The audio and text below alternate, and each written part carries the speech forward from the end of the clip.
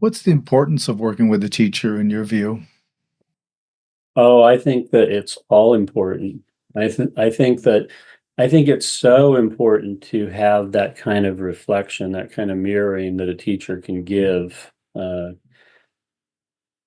I've just, I've met, I'm sure most, you and other teachers that have been around a while have met many people who are self-taught. I was initially kind of self-taught, from books and things like that, but I was self-taught. And it's just so easy to get attached to things that and think that we've gone deeper than we actually have, and not having that person like Dido to say, okay, yeah, so what? All right, now go wash the dishes, and then what's the next koan? What's the answer to the next koan? I think we need that.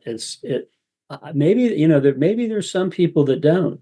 If you look in the history of Zen, there might be one or two. Maybe the Buddha was like that, but the Buddha had teachers. I mean, Hmm. he didn't have a Zen teacher because there was no Zen. There wasn't even Buddhism. Right. uh, But he spent something like 6 years doing the yogic practices of the yeah, day. exactly. So he was doing, and a lot of the Theravada Buddhism has incorporated those yogic practices. Just the Mhm. Buddha organized them in a particular way is Yes. really what he did, and he innovated in some areas. But Yes. all these practices predate written history, so they've been Yeah. practiced for thousands of years on this planet. Yeah. If Who you believe knows? in rebirth, then it makes sense that it's some of these are familiar to some of us. Hmm. Possibly. Yeah. Yeah. Possibly. But I think that, again, I think having a teacher, I don't think there's really Zen without a teacher. I just don't think we can do it. And there's been so many times when I met people that looked at koans themselves and thought they understood sound of one hand, or that's the one that a lot of people know. Very, very few people. In fact, I've never met anyone that didn't have training with a teacher who really got that koan, uh, or Mu or any of the rest of them. I don't know. I think that there's an essential element to that teacher-student relationship, not just in Zen, in all kinds of things.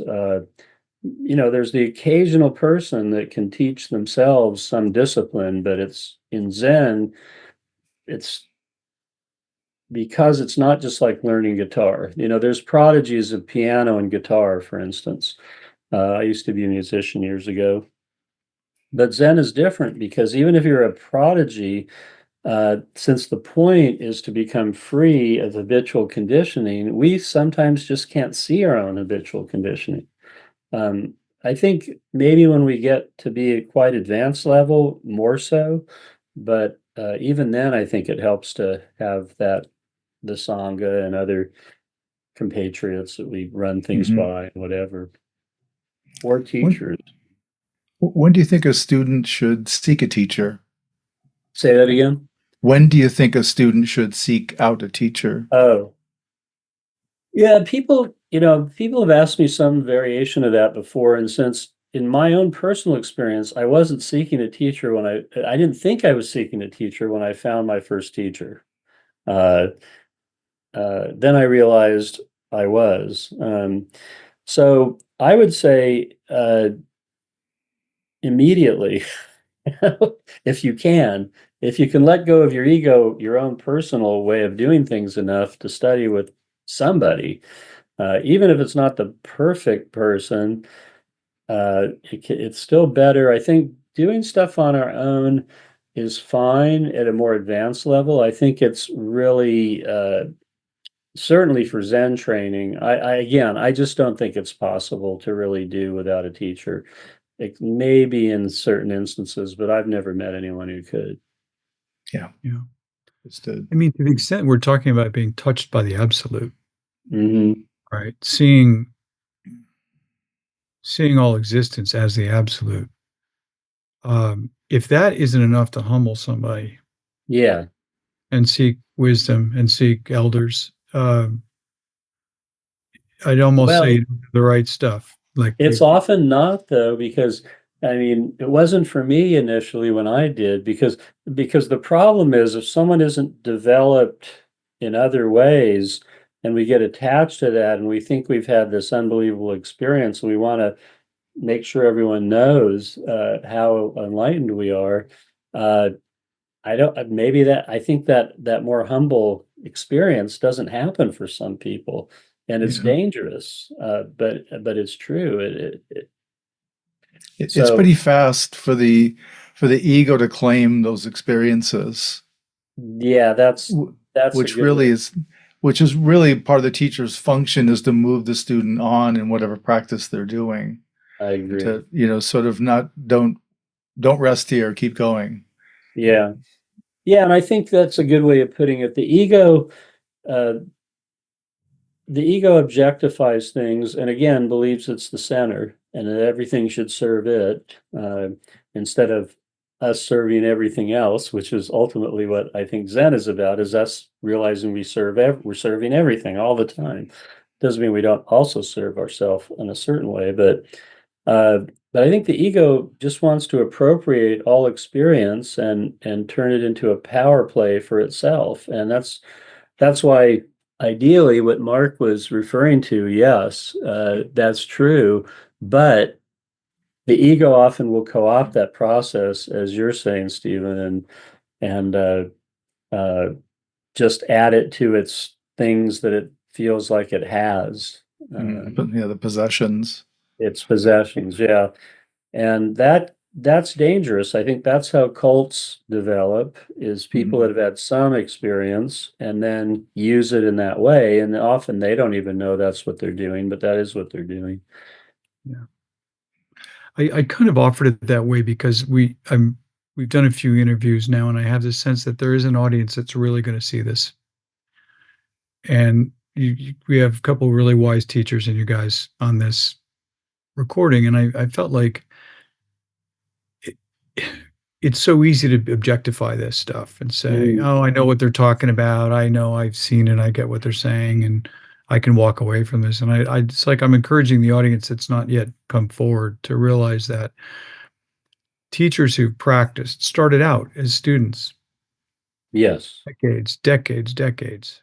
Um, what you realize is how much you don't know, and you Mhm. also your heart is filled with the absolute, with the wonder, amazement at what this life is. And Mhm. that's what comes, right? And so no one listening to this should think, I got it. Yes, you have it inherently, but you don't know it yet. Yeah. Yeah, and there's no place to stop. I mean, I think that we always go deeper, and that's what, as I got more and more into Zen practice, I really appreciated Dogen and Kazon especially. And Maizumi Roshi used to talk a lot about Kazon, probably only second to Dogen in the number of Dharma talks he gave. And I can see why, because there's a groundedness and there's a very powerful non-dual message, especially in Kazon, I think, where he talks about the hazy moon of enlightenment, the hazy moon, the notion of the hazy moon, not the brilliant sun, but the hazy moon. And of course, Maizumi, that was a book that he titled The Hazy Moon of Enlightenment. Uh, and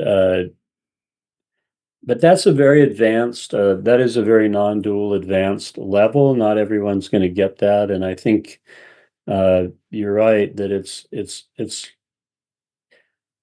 it's a precarious situation when we're attached to those states and don't understand that we are, because then what we think is enlightenment becomes a tool of a power tool, a power play of the ego in one form or another. Yeah. We're in a time and an era when what's called for is to put that stuff down, put the ego stuff down. Yeah, yeah, I think that it's essential to be a true person of no rank. It doesn't mean there isn't an ego, because I'm not the same as either of you. We all have our individual egos and proclivities and whatever. But yeah, but definitely being able to put it down and to go back to the very beginning when you were talking about why look for awakening at all. I think that it's the path of the true human being, the path of the human being, not human thinking. Yeah.